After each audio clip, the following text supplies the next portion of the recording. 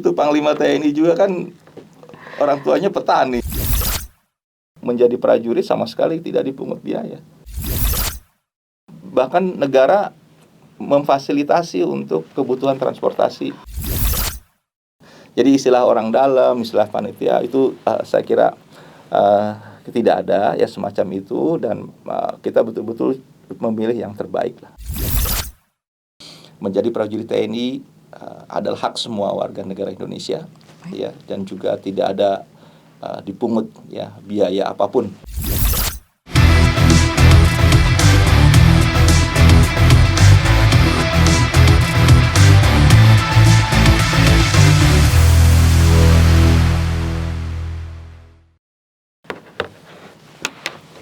Hai sahabat TNI, apa kabar?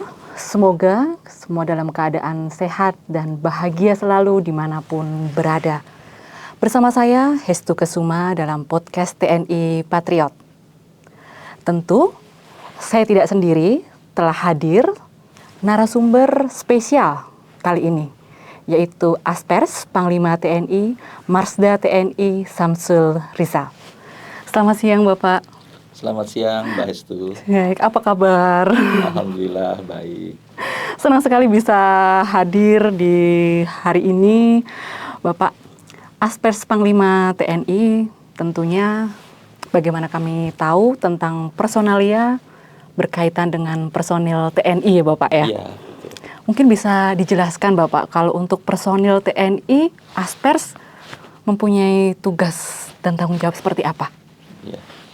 Terima kasih Mbak Hestu. Jadi di dalam struktur organisasi di Mabes TNI, jadi di bawah Panglima itu ada unsur pembantu pimpinan.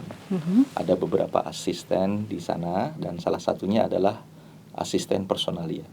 Jadi saya sebagai asisten personalia, tugasnya adalah membantu pimpinan, dalam hal ini Panglima TNI, khusus di dalam penyelenggaraan pembinaan bidang personil dan sumber daya manusia. Berkenaan tentang sumber daya manusia tentunya. Iya. Pasti berhubungan juga tentang rekrutmen atau penerimaan TNI Bapak ya? Betul, betul. Kalau untuk penerimaan di TNI Bapak, yang saya tahu pasti tentu ada stratanya, seperti Bintara, Tamtama maupun Perwira. Bisa dijelaskan Bapak itu? Ya, di dalam penyelenggaraan penyediaan personil, jadi sumber personil TNI itu disusun dalam kepangkatan, ya, untuk penyediaan perwira, kemudian penyediaan prajurit Bintara dan Tamtama. Nah, untuk perwira, jadi ada sumber dari Akademi TNI, yaitu Akademi Militer, Akademi Angkatan Laut, dan Akademi Angkatan Udara. Kemudian juga ada sumber penyediaan personil dari perwira prajurit karir, ya, PK, ada yang PK reguler dan juga khusus untuk PK tenaga kesehatan. Nah, kemudian sebelumnya juga kita menyelenggarakan juga sumber perwira dari PSDP khusus untuk penerbang, dan kemudian juga ada beasiswa, tetapi ini sesuai kebutuhan. Nah, untuk tahun 2022 ini kita tidak membuka. Nah, mungkin nanti sesuai kebutuhan yang akan datang, kalau memang ada tentu kita akan sampaikan ke masyarakat. Kemudian untuk Bintara dan Tamtama itu penyelenggaraan itu per angkatan. Ya, masing-masing sudah ada jadwalnya, nanti bisa diakses dan dilihat lewat media. Bintara rata-rata ada 2 gelombang. Untuk Bintara Angkatan Darat, Angkatan Laut, dan juga Angkatan Udara. Demikian juga untuk penerimaan prajurit Tamtama. Untuk gelombang, di setiap tahunnya ada 2 gelombang untuk Tamtama dan Bintara ya Bapak ya? Ada 2 gelombang. Kalau untuk di Mabes TNI sendiri, itu berarti apa saja Bapak? Jadi itu diserahkan ke Matra. Baik. Jadi ke Matra Darat, Laut, dan Udara. Nah, kalau untuk perwira, penyelenggaraan untuk seleksi pertama itu diselenggarakan oleh Matra. Jadi di akademi juga di Matra dulu, baru kemudian setelah mereka melaksanakan seleksi tingkat daerah yang diselenggarakan oleh tiap-tiap panitia daerah, kemudian hasil daripada seleksi tingkat daerah itu diajukan untuk mengikuti seleksi tingkat pusat. Nah, itu baru kewenangan Mabes TNI untuk menyelenggarakan seleksi tingkat pusat sampai penentuan akhir siapa yang lolos dan yang tidak lolos. Itu dipimpin langsung oleh Bapak Panglima TNI. Baik, Mabes TNI. Ya, Bapak. Mabes TNI. Tadi sempat Bapak utarakan mengenai PAPK TNI seperti itu. Kalau Betul. itu bagaimana? Nah, untuk PAPK TNI terakhir kemarin kita selenggarakan tahun 2022 dan seleksi akhirnya tadi kemarin di awal tahun 2023.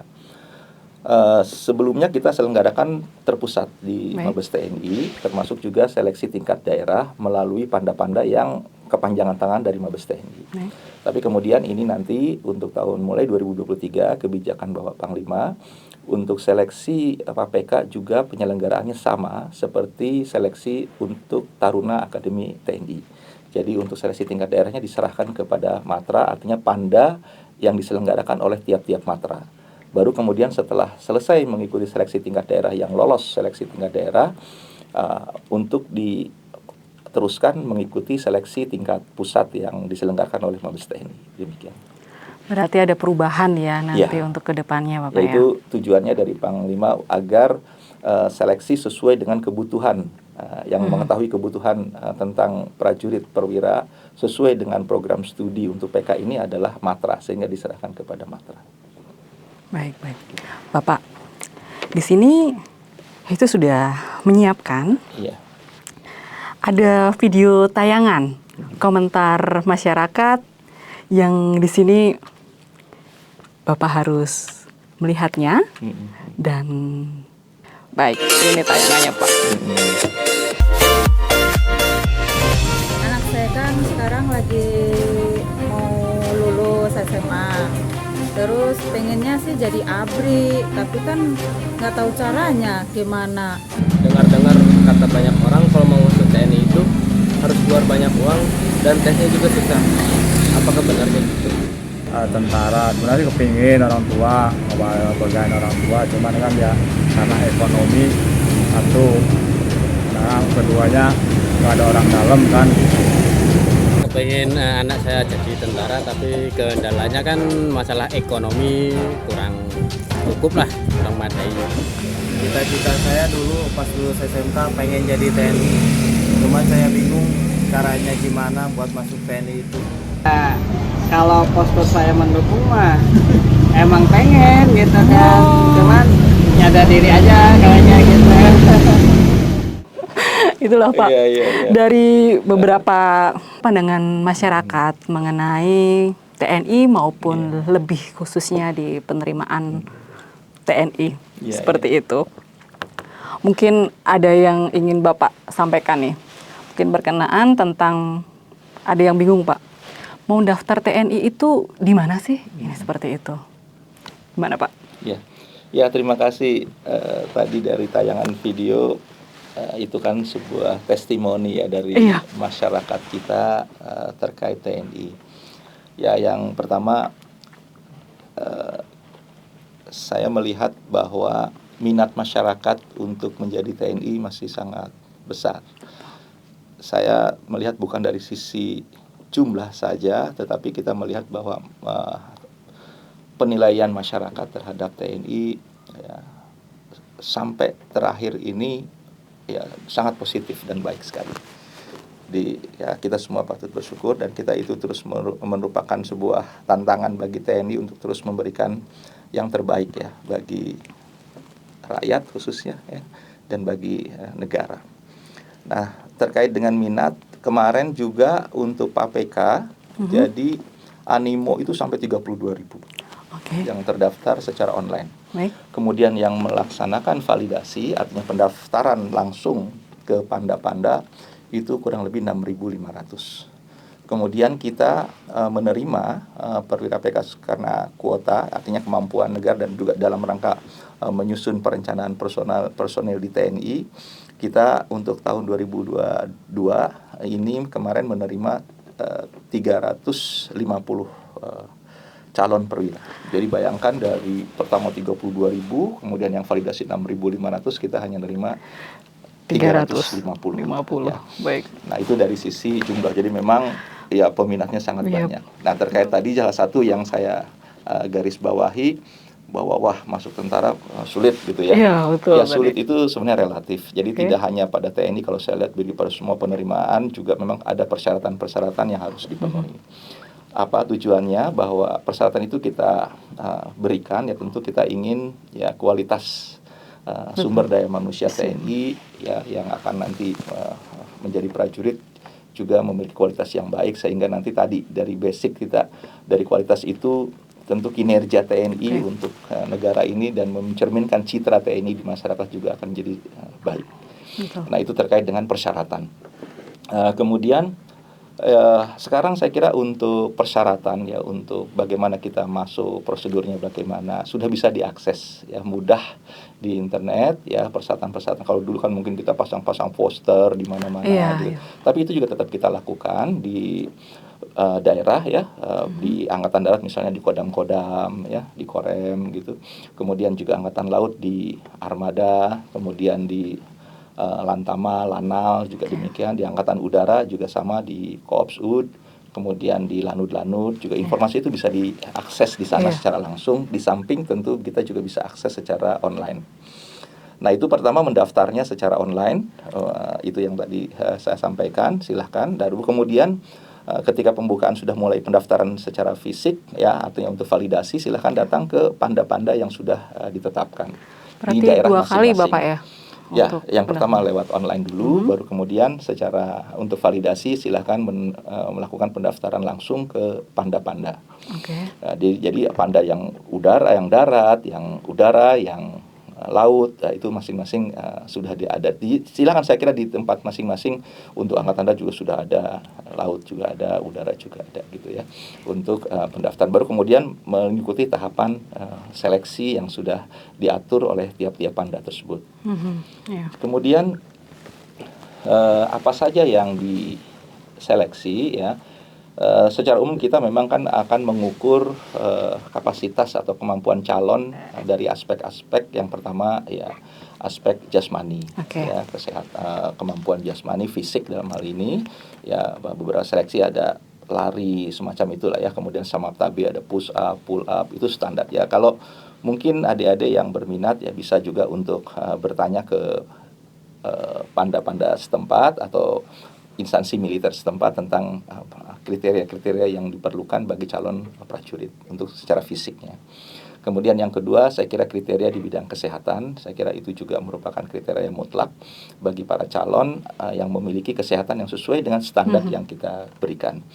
Pengalaman saya ya dulu ketika saya mendaftar ya, kita coba cek lah. Kalau saya dulu zaman dulu tuh ada puskesmas ya tahunya gitu, atau ke dokter lah gitu ya. Paling tidak check up ya, biasanya dulu kan memang nggak boleh minus gitu. Kalau sekarang sudah boleh ya, ada beberapa persyaratan yang mungkin dulu berbeda dengan sekarang gitu ya.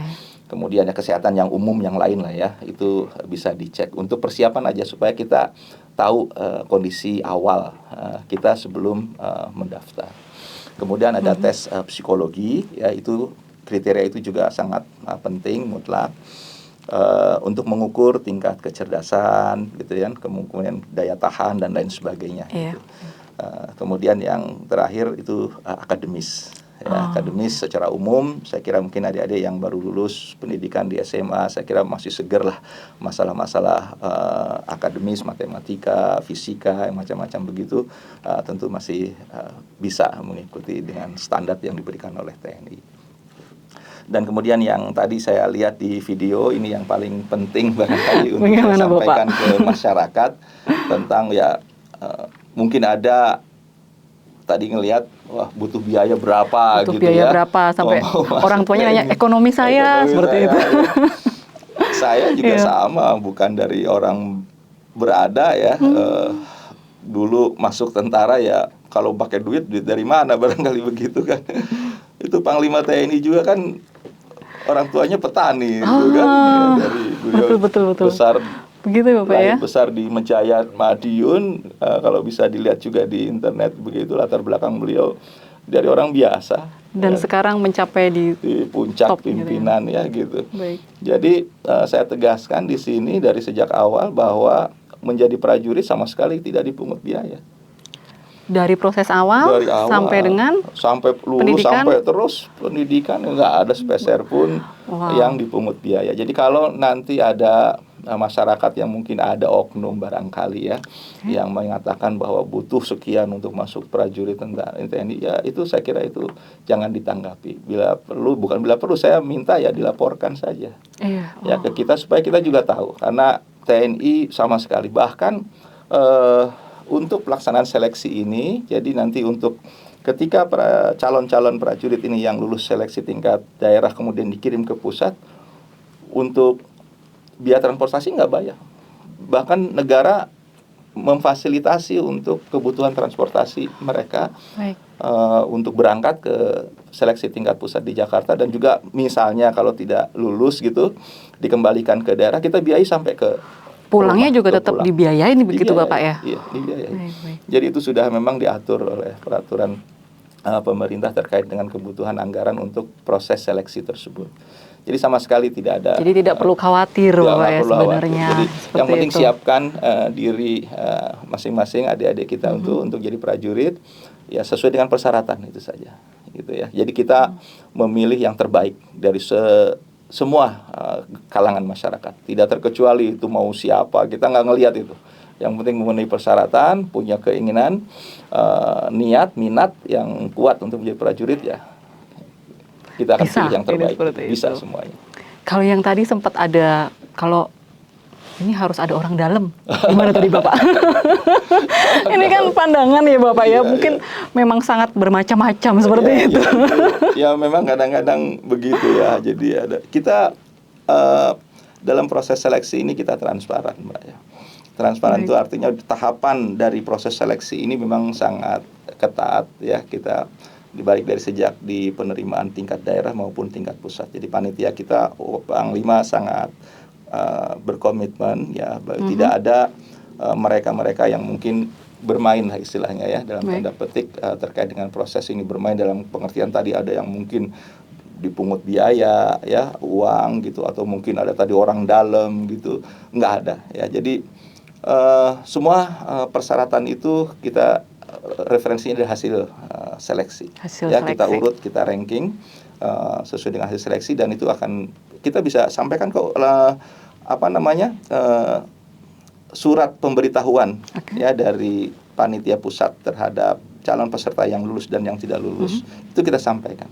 Ya, hasil seleksinya misalnya tentang ke seleksi jasmani, kesehatan, kalau lulusnya memang lulus, tetapi misalnya pun dari kriteria itu masuk kemudian tidak diterima, itu bukan memang masuk, tetapi masalahnya kan kita ada batasan kuota. Contoh tadi yang PPK yang terdaftar 6.500, 350, ya bukan berarti hanya 350 yang diterima, mungkin juga yang selebihnya juga masuk, tapi kan kita urut berdasarkan ranking gitu ya. Jadi memang kita sampaikan sehingga kita bisa berikan kesempatan kepada mereka untuk ya bisa saja mengulang misalnya tahun depan apabila masih usianya masih memungkinkan begitu. Jadi istilah orang dalam, istilah panitia itu saya kira tidak ada ya semacam itu, dan kita betul-betul memilih yang terbaik lah dari siapapun. Dan terbukti yang lulus-lulus itu kan bisa dilihat ada anak petani, anak tukang beca, anak buruh, segala macam, dan mereka berprestasi gitu. Sudah banyak ya Bapak ya berarti ya yang bersangkutan dengan yang Bapak utarakan. Tapi kita juga melihat Bapak, apabila anak-anak dari TNI tersebut tuh juga banyak yang masuk jadi TNI gitu kan, ketika saudara orang tua juga jadi TNI seperti itu. Akhirnya kan, wow, ternyata keluarga besar TNI gitu kan. Bagaimana tuh Pak? Ya, barangkali itu hanya sebuah kebetulan, karena kalau di prosentase juga tidak berarti misal dari 100 orang mayoritas TNI enggak. Karena memang ada pasti, karena kan memang mungkin juga anak ngelihat orang tua kadang-kadang orang tuanya jadi TNI ya, saya juga anaknya pengen jadi TNI ya, itu haknya sama tetap. Jadi hak mereka yang mungkin putra-putrinya dari TNI dengan hak warga negara yang lain yang dari kalangan petani, buruh atau siapapun, haknya sama. Jadi bukan berarti juga kemudian anak TNI nggak boleh kan, nggak juga, kita nggak bisa memberikan kesempatan yang sama ya. Jadi sama, dari jumlah itu kita bisa lihat persentasenya nggak artinya nggak lebih banyak misalnya dari kalangan TNI dibanding dengan yang dari keluarga non TNI. Hanya memang ya kembali akses untuk mengetahui persyaratan itu terbuka Nah mungkin TNI bisa saja mereka karena orang tuanya TNI tahu persis lah bahwa persyaratan misalnya untuk jadi TNI itu kalau lari harus sekian, misalnya 2.250 atau ya 2.250 meter, 2.400 meter gitu kan, misalnya push up harus sekian ya. Ya itu tinggal mereka masing-masing menyiapkan diri saja. Nah ini juga memang perlu untuk kita dorong terus kepada satuan-satuan militer di daerah untuk mensosialisasikan itu sehingga pengetahuan mereka terkait dengan persyaratan untuk menjadi TNI itu bisa diakses ya, bisa diketahui oleh semuanya dan mereka juga bisa menyiapkan diri gitu loh.